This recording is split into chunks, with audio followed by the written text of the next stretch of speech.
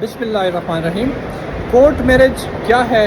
क्या court marriage court के अंदर होती है? क्या जज साहब के सामने कोर्ट मैरिज करवाई जाती है? क्या जज का इसमें कोई रोल होता है?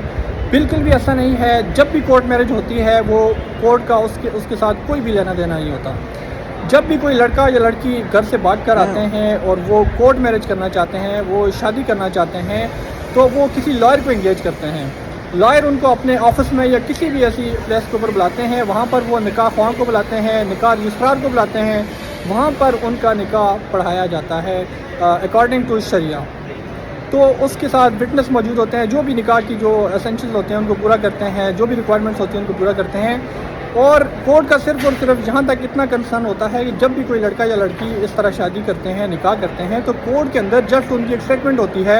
लड़की ये स्टेटमेंट देती है कि जी मैं अपनी आज़ाद मर्ज़ी से आई हूँ, मेरे ऊपर कोई दबाव नहीं है, कोई फोर्सफुली मुझे नहीं लाया गया, मुझे अगवा नहीं किया गया। तो ये कोर्ट की एक प्रोटेक्शन होती है जो लड़की अपना बयान देती है। वो भी इसलिए ज़रूरी होता है कि मोस्ट ऑफ़ द टाइम जब भी लड़का या लड़की शादी करते हैं तो लड़की के घर वाले लड़के को हरासा करते हैं, लड़के को थ्रेट्स करते हैं, और उसके बाद वो एफआईआर दे देते हैं, अगवा की एफआईआर दे देते हैं। तो इससे बचाव के लिए वो फिर उसके पास कोर्ट का एक आर्डर होता है, कोर्ट का एक बयान होता है।